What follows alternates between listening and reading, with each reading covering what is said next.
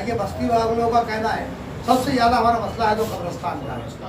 हम भूखे, इन्होंने कहना कि हम प्यासे रहेंगे, हम भूखे रहेंगे, हाँ हमको लाइट नहीं तो हम अंधेरे में ज़िंदगी गुजारेंगे, लेकिन हमारा जो आखिरत का मसला है, जो असल हमारा जो मकसद है, जो हमारा जो आखिरी घर है वो खबर है, तो अगर से वो हमको मिल जाता तो हमसे इससे बच के कुछ नसीब हम कोई नहीं हो सकता जो हमको कब्रिस्तान मिल जाए। तो इनकी वही मांग सबसे पहले है। सर ये शहर महानगर पालिका में या महानगर पालिका से हद से बाहर नहीं, फिर भी इनके साथ ऐसा भी इनको कब्रिस्तान आज तक मिला नहीं। मैंने बोला ना सौतेला व्यवहार है इनके साथ में, एक सौतेला व्यवहार किया जा रहा है यहाँ के बस्ती के साथ में, क्योंकि ये बस्ती बाहर है ना। यहाँ ये सिटी को स्मार्ट सिटी में लिया है, यानी कि आप कोशिश करेंगे स्मार्ट सिटी में लेने की पूरी कोशिश करेंगे। कल कॉर्पोरेशन में जो तो कमिश्नर साहब से भी बात किया जाएंगे, उपायुक्त साहब को भी मिलेंगे और जितने भी वहाँ बड़ पदाधिकारी है उससे भी पूरी बातचीत होगी, उनके डिस्कस होगा और फौरन इसके अंदर उसको जो है तो यानी कमिश्नर साहब को क्या कहा जाएगा कि फौरन इसके अंदर एक्शन लेकर यानी फौरन जो है तो स्मार्ट सिटी का जो बजट आएगा तकरीबन इंशाल्लाह वो बस्ती के लिए 5 करोड़ का बजट है, इंशाल्लाह ज़रूर यहाँ पे जो है मंजूर करने की कोशिश करेंगे। मैं समाज सेवक साहिबान पठान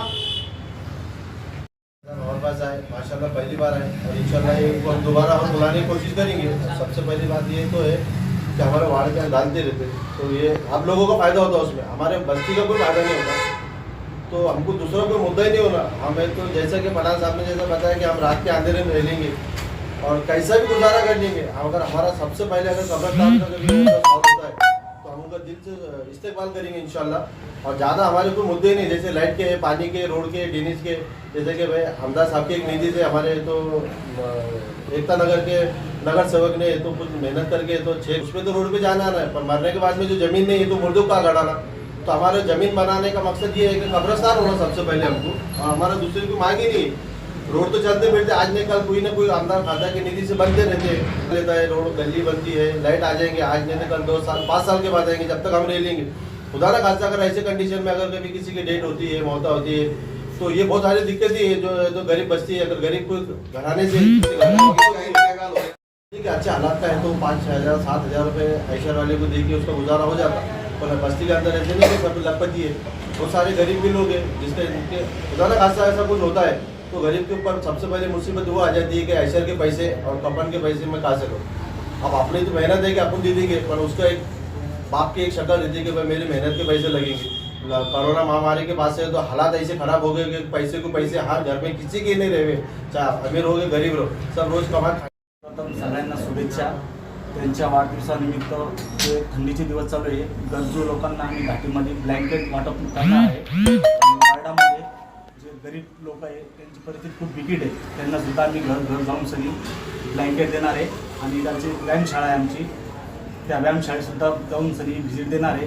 येणाऱ्या काळामध्ये चांगले कामं करण्याचे प्रयत्न करू, भाऊच्या मार्गदर्शनाखाली चांगला लोकांचा विकास, लोकांचे प्रश्न सोडवण्याचे विचार मनात ठेवून सनी पुढचे कामं करू आणि जी बी समस्या असेल गोरगरिबाची, रस्ता पाणी बिनी ते भाऊच्या मार्गदर्शनाखाली आम्ही सोडण्याचे प्रयत्न करू, एवढंच सांगतो। परत एकदा शुभेच्छा, वाढदिवसाच्या शुभेच्छा। जनतेच्या मनात प्रेम असावं त्यांच्याबद्दल ती मनोकामना करतो आणि सगळ्यांना सांगतो की येणाऱ्या काळामध्ये भाऊला सपोर्ट करून सनी पुढच्या कामासाठी वाटचालीसाठी शुभेच्छा देऊ।